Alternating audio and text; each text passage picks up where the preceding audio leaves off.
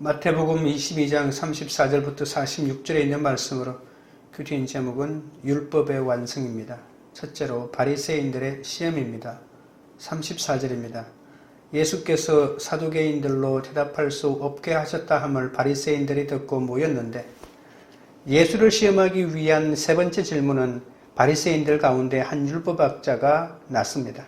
예수님이 사두개인들의 말문을 막으셨다는 소식을 들은 바리새인들은 한편으로 부활을 믿는 자신들의 믿음이 맞다는 것이 증명되었다는 것을 기뻐했지만, 다른 한편으로는 예수께서 또 하나의 시험을 승리로 마무리했다는 점에서 실망을 감출 수가 없었습니다.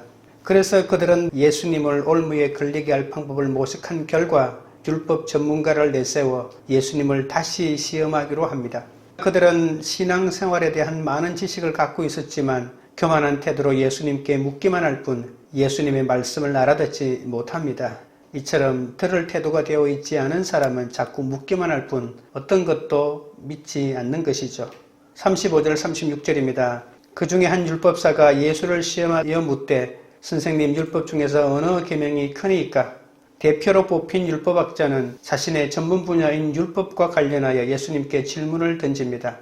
선생님, 율법 중에서 어느 계명이 큽니까? 유대 전승에 따르면 율법서라고 불리는 모세오경에는 모두 613개의 계명이 있다고 합니다.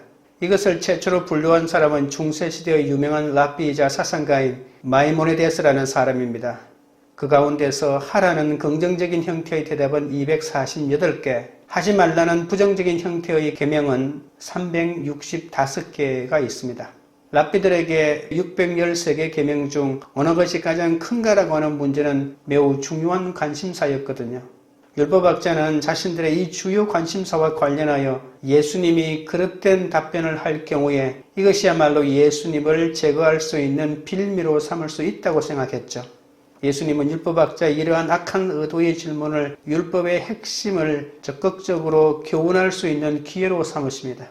율법사들은 600개가 넘는 법을 지키게 하는 일을 하고 있었지만 정작 이 법들을 하나님을 사랑하고 이웃을 사랑하는 본질로 연결시키지는 못했습니다. 말씀으로 내 죄를 보지 못하면 말씀으로 다른 사람을 시험하고 판단하는 도구로만 사용하게 되는 것이죠. 적용 질문 드립니다.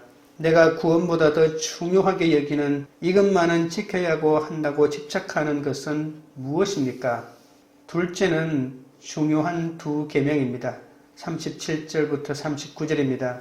예수께서 이르시되 내 마음을 다하고 목숨을 다하고 뜻을 다하여 주 너희 하나님을 사랑하라 하셨으니 이것이 크고 첫째 되는 계명이요 둘째도 그와 같으니 내 이웃을 내 자신같이 사랑하라 하셨으니.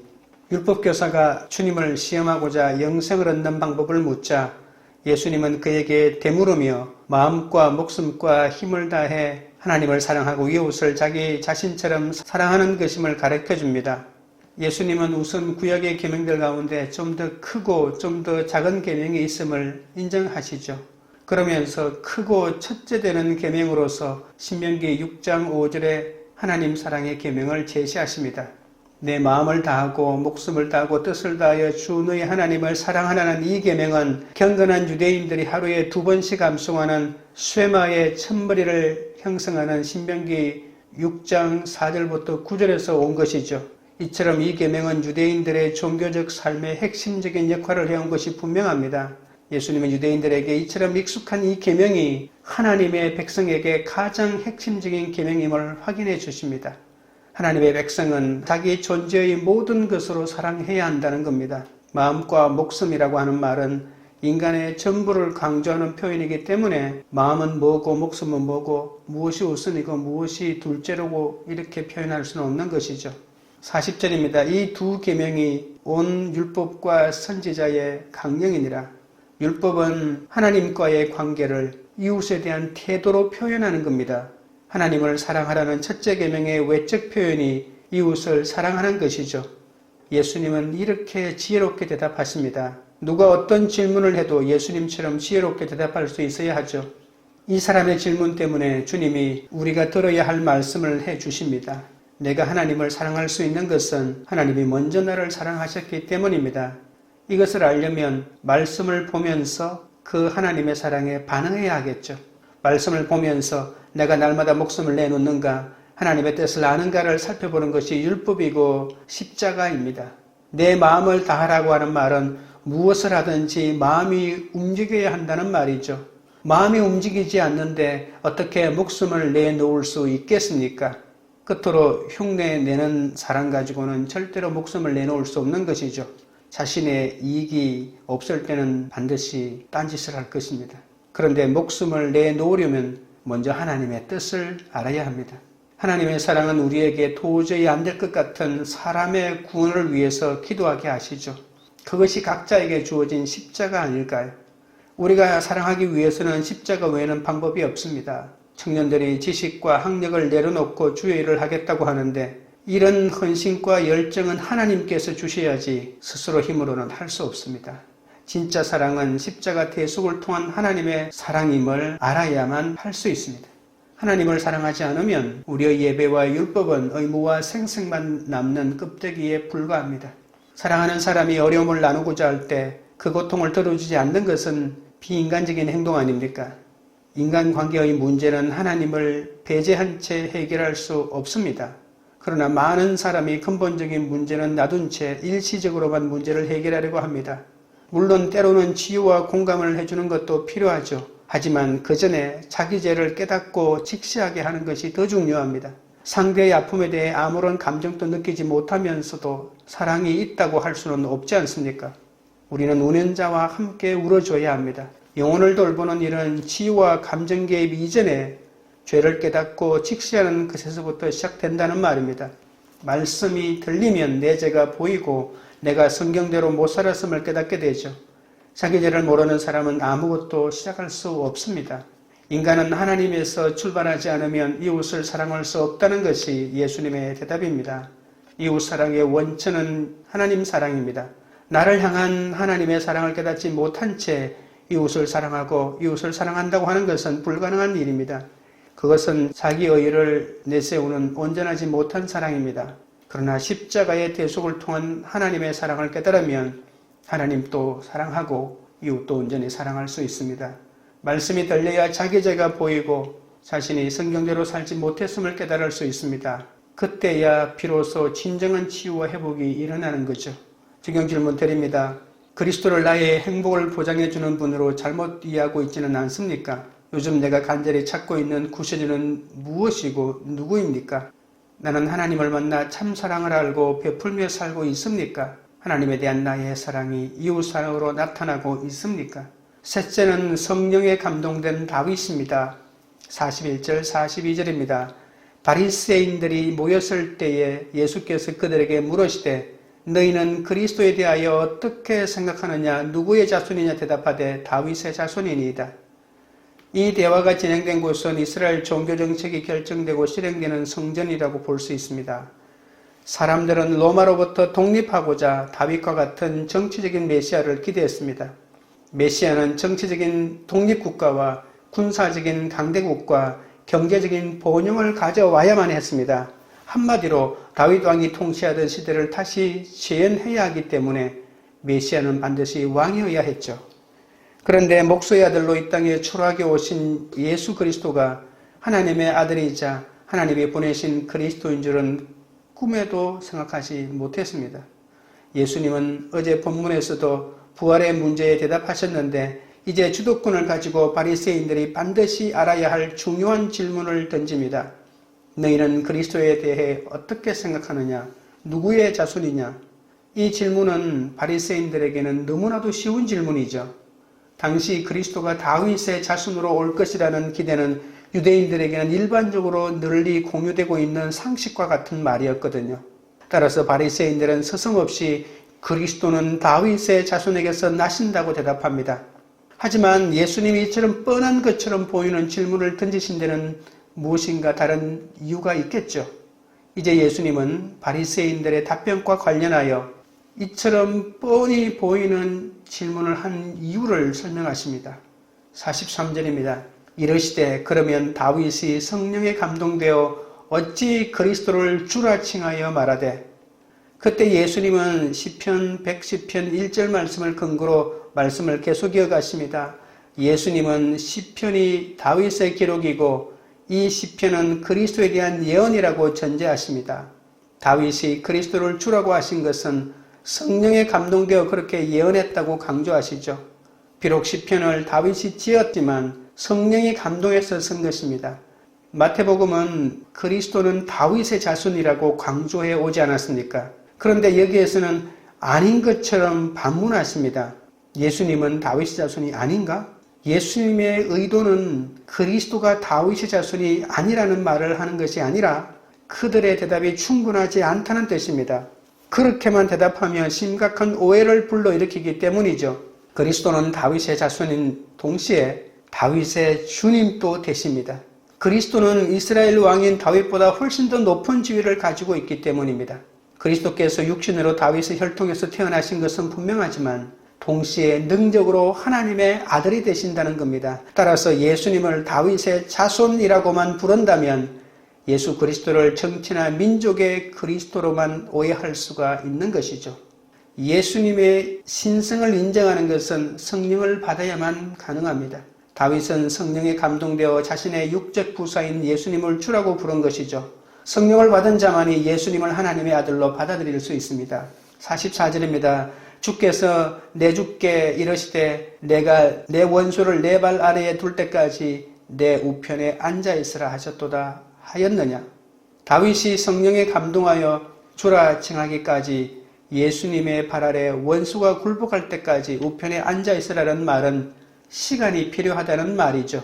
내 안에 있는 원수가 예수께 굴복되어 예수님을 주라 칭할 때까지 주님의 우편에 앉아 있는 시간이 필요하다는 말입니다. 나에게 가장 소중한 사람은 내 옆에 사람이고 가장 중요한 시간은 지금이고 가장 소중한 일은 내 옆에 사람을 사랑하는 것이라고 했습니다. 가족 중에 원수가 있고 그 원수 때문에 힘들어도 주님이 처리하실 때까지 내 옆에 사람을 섬기고 사랑하는 것이 원수를 발 아래 둘 때까지 인내하는 것 아니겠습니까? 주님의 우편에 앉는 것은 내 모든 삶이 주님의 통치를 받는다는 말입니다. 그래서 주님의 우편에 앉는 것은 쉼이고 안식이 될 수 있겠죠. 내게 소중한 일과 시간으로 내 옆에 사람을 사랑하고 성령에 감동되어 다른 사람이 나를 주라 칭할 때까지 사랑해야 합니다. 내 욕심을 발 아래에 내려놓아야 한다는 말입니다. 내 배우자와 자녀와 물질을 발 아래에 내려놓아야 내 원수들이 비로소 내 주라고 칭하는 기적이 일어날 것입니다. 45절 46절입니다. 다윗이 그리스도를 주라 칭하였은즉 어찌 그의 자손이 되겠느냐 하시니 한마디도 능히 대답하는 자가 없고 그날부터 감히 그에게 묻는 자도 없더라. 어떻게 할아버지가 손자에게 주님이라고 할 수 있겠습니까? 아무리 학자라도 성령의 감동이 없으면 이 구절을 이해할 수 없는 것이죠. 그들은 구세주가 와서 로마로부터 해방해 주기를 간절히 바랐지만 예수님은 하나님 나라를 이루기 위해 오셨지 세상 만국을 위해서 오신 것이 아닙니다. 바리새인들은 그리스도가 다윗의 후손에서 온다는 것은 알지만 목수아들은 내주가 될 수 없다고 생각했습니다. 논리와 이성으로는 해석이 안 됩니다. 사람의 힘으로는 그리스도를 내주라고 고백할 수 없습니다. 다윗도 고난 끝에 십자가를 경험했기 때문에 성령 충만으로 이렇게 고백했던 것이죠. 예수님은 육체적으로 다윗의 자손입니다. 그러나 주님은 사람인 동시에 하나님이십니다. 인성과 진성을 동시에 가지고 계십니다. 다윗의 자손으로 오셨지만 하나님과 같으시고 자기를 비워 종의 형체로 이 땅에 오셨습니다. 성령의 감동이 아니면 이 사실을 믿을 수가 없습니다. 예수님을 단순히 다른 종교의 대상처럼 단순히 내 인생의 필요를 채워주고 성공을 보장해 주시는 분으로 오해하면 안 됩니다. 예수님은 하나님의 나라를 세워가시는 분이시죠. 이 땅에서 슬픈 인생을 사는 사람은 하나님 나라가 온다고 하면 즐겁게 듣습니다. 그런데 모든 것을 갖춘 사람들은 슬프게 듣겠죠. 인간의 노력으로 할 수 있는 게 없다는 사실을 믿고 싶지 않습니다. 말씀을 똑같이 들어도 알아듣지 못하는 사람이 있습니다. 사두개인들처럼 바리새인들처럼 지식을 가지고 있고 재물이 충만한 사람들은 못 알아듣습니다. 진리 앞에서 지식은 무용지물입니다. 지식이 아무리 뛰어나도 죽음 가운데서 살아난 사람이 내 앞에 있으면 할 말이 없지 않습니까? 가난하고 아프고 초라해도 말씀 때문에 살아났다고 외치면 무슨 말로 욕을 하겠습니까? 내 옆에 사람을 사랑하는 일을 가장 중요하게 여기고 인내할 때 다른 사람들도 성령에 감동되어 예수님을 인정하게 될 것입니다. 지금 질문 드립니다. 내게 소중한 일과 시간을 들여 내 옆에 사람을 사랑하고 있습니까? 나의 배우자와 자녀, 물질을 다 내려놓아서 내 원수들이 나를 주라고 부르는 기적을 일으키십니까? 주님의 우편에 앉아 있어 하나님과 이웃을 사랑하고 날마다 내 욕심을 발 아래에 내려놓습니까? 기도드리겠습니다. 하나님 아버지, 율법사들은 600개가 넘는 법을 지키게 하는 일을 하고 있었지만 정작 이 법들을 하나님을 사랑하고 이웃을 사랑하는 것으로 연결하지 못했습니다. 저도 남보다 조금 더 일찍 하나님 만난 것을 특권으로 삼아 믿음이 없는 자들을 무시할 때가 많았사오니 용서하여 주옵소서. 말씀으로 내 죄를 보지 못하면 말씀을 다른 사람을 시험하고 판단하는 도구로만 사용된다는 것을 깨닫게 하여 주옵소서. 구원받았으면 말씀으로 더욱 양육되어야 하는데 오히려 교만하게 행하였음을 불쌍히 여겨 주옵소서.